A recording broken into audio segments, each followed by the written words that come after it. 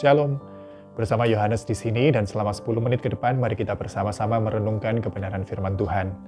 Terlebih dahulu mari kita berdoa bersama-sama. Bapa kami yang di surga, kami bersyukur Tuhan buat kasih karunia-Mu, buat kesempatan untuk kami boleh bersekutu bersama dalam firman-Mu.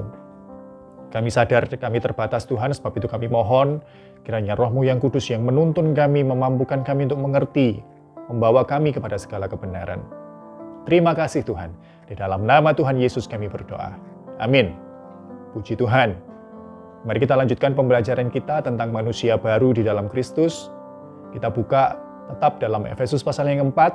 Kali ini kita baca ayat yang ke-31. Efesus 4 ayat 31 berkata demikian.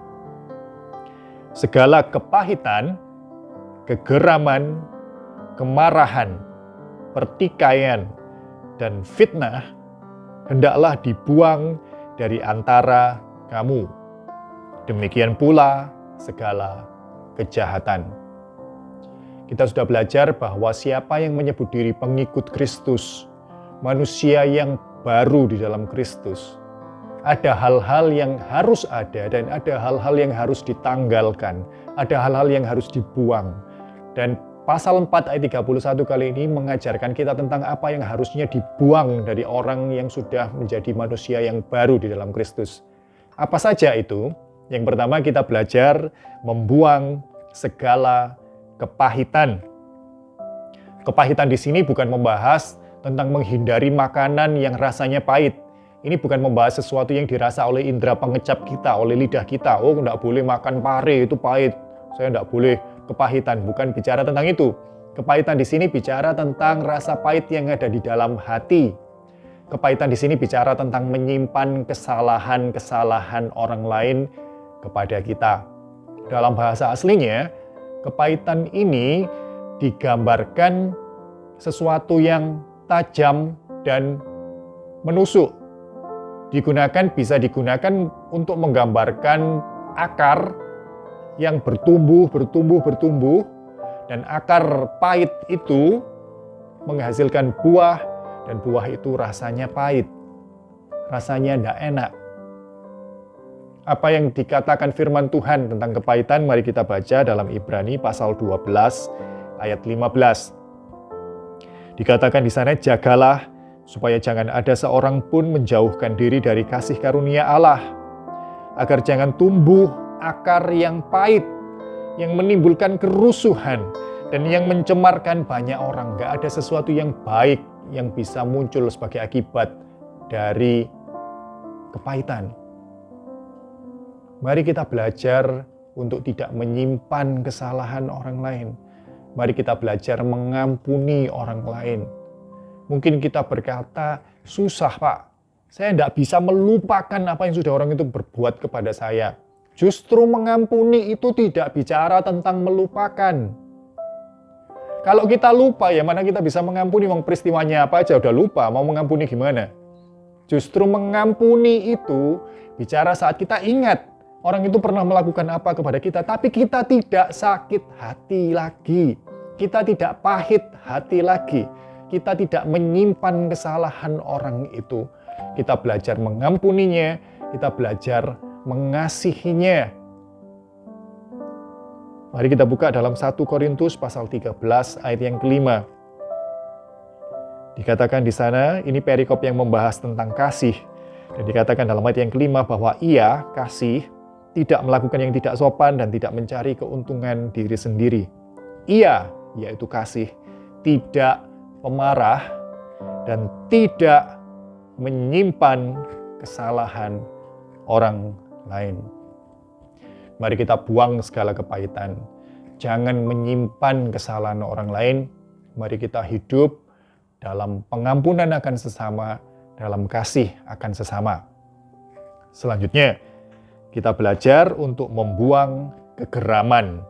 Nah, kata ini kalau dalam bahasa Indonesia mungkin nggak banyak kita temukan dalam percakapan sehari-hari ya. Apa sih yang dimaksud dengan kegeraman di sini? Apa yang harus dibuang? Kegeraman di sini kalau dalam bahasa aslinya itu bicara tentang luapan spontanitas dari kemarahan. Jadi ada luapannya, ada wujudnya. Kalau dalam bahasa yang lagi tren sekarang, ini kegeraman ini ngomong tentang orang-orang sumbu pendek. Orang-orang yang gampang meledak. Orang-orang yang seringkali ngomong, sorry ya, saya ini orangnya ceplas-ceplos, saya ini orangnya apa adanya. Orang yang ngomong, ya mending orang itu kayak saya loh, kalau marah ya marah, meledak. Habis itu sudah, toh tenang, tidak ada apa-apa ya, tidak ada apa-apa. Iya, bagi dia tidak ada apa-apa ya, tapi yang terkena efek ledakannya itu ya sakit hati ya, Pak. Ya, saya tetap bisa luka gitu ya, bahkan bisa mati gitu ya, kena efek ledakan. Jadi, ayo dibuang. Jangan jadi orang yang sumbu pendek, jangan jadi orang yang spontanitas, dengan alasan spontanitas saja, terus kemudian dia berhak untuk meluap-luap gitu ya, meluap-luapkan emosinya seperti itu. Enggak, ayo kita buang kegeraman itu. Dan selanjutnya kita diingatkan untuk membuang kemarahan. Apa yang dimaksud kemarahan di sini? Kalau kegeraman tadi itu sesuatu yang sifatnya spontanitas, maka spontanitas dalam arti sebentar ada, sebentar tidak ada gitu ya. Kalau kemarahan ini bicara sesuatu yang lebih konstan, sesuatu yang ada terus. Jadi ini bicara tentang karakter. Bahwa marah itu sudah jadi bagian dari karakter orang tersebut. Dia merasa selalu aja ada alasan untuk dia marah gitu loh. Orang lain itu salah terus, dia yang benar terus, dan dia punya hak untuk marah terus, entah itu diluapkan, entah itu tidak diluapkan, pokoknya dia itu marah. Hatinya dipenuhi dengan rasa marah terus. Firman Tuhan mengingatkan kita jangan seperti itu ya. Jangan hidup dalam kemarahan, kita buang kemarahan. Lanjut lagi, kita belajar untuk membuang apa? Kita belajar untuk membuang pertikaian. Pertikaian di sini dalam bahasa aslinya itu mengacu pada suara keras yang tidak enak didengar. Jadi termasuk di sini itu suara gagak, suara keledai, dan suara tangisan. Di mana suara-suara itu intinya suara yang menyakitkan telinga, suara yang nggak enak didengar. Nah, kita diingatkan untuk membuang pertikaian, artinya kita diingatkan bahwa kita tidak bisa seenaknya menggunakan nada bicara atau pilihan kata gitu ya. Dengan alasan, aku emosi ya.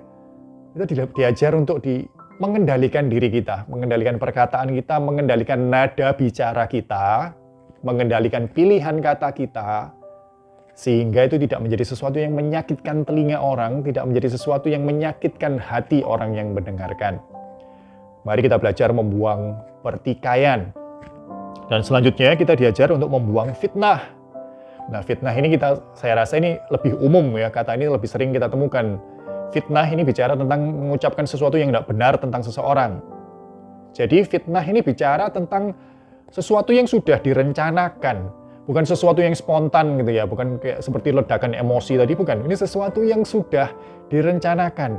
Ada hasrat untuk menjatuhkan seseorang, dan kemudian dalam hati berencana apa, dan kemudian rencana itu diwujudkan dengan berkata-kata bohong. Berkata tentang sesuatu yang tidak benar, supaya orang itu jatuh. Itu fitnah. Buang fitnah dalam hidup kita sebagai manusia baru di dalam Tuhan. Ya, selanjutnya dikatakan, demikian pula segala kejahatan. Nah, kejahatan ini bicara tentang motivasi.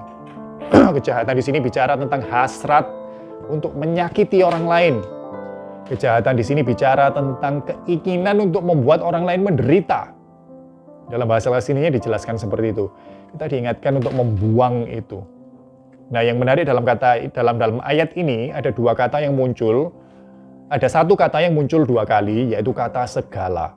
Diawali dengan kata segala kepahitan dan diakhiri dengan demikian pula segala kejahatan. Ini mengingatkan kita apa? Mengingatkan kita bahwa kita tidak bisa beralasan kepada Tuhan. Tuhan, yang lain bisa saya maafkan Tuhan. Yang lain bisa saya ampuni, tapi satu orang ini Tuhan itu sudah sangat amat menyakiti hati saya, kebacut nemen Tuhan, saya tidak bisa mengampuni dia Tuhan. Saya rasa Tuhan pasti ngerti lah, itu nemen loh Tuhan. Kita diingatkan tidak boleh. Segala, jadi tidak ada perkecualian. Kita diingatkan untuk hidup dalam mengasihi sesama, kita diingatkan untuk mengampuni sesama. Sama seperti Bapa di surga sudah mengampuni kesalahan kita, mari kita belajar mengampuni kesalahan sesama. Sama seperti Bapa di surga demikian mengasihi kita. Mari kita belajar untuk hidup dalam kasih akan sesama. Mari kita berdoa bersama-sama. Terima kasih Tuhan, kami bersyukur dalam kesempatan ini Tuhan mengingatkan kami untuk kami membuang hal-hal yang tidak berkenan di hadapan-Mu Tuhan. Segala kepahitan, segala kegeraman, kemarahan, pertikaian, fitnah, dan segala kejahatan. Kiranya itu tidak ada lagi dalam hidup kami. Kami belajar mengampuni sesama, kami belajar mengasihi sesama. Sama seperti Bapa di surga mengampuni dan mengasihi kami. Terima kasih Tuhan, tolong kami, mampukan kami. Di dalam nama Tuhan Yesus kami berdoa. Amin. Puji Tuhan, Tuhan memberkati.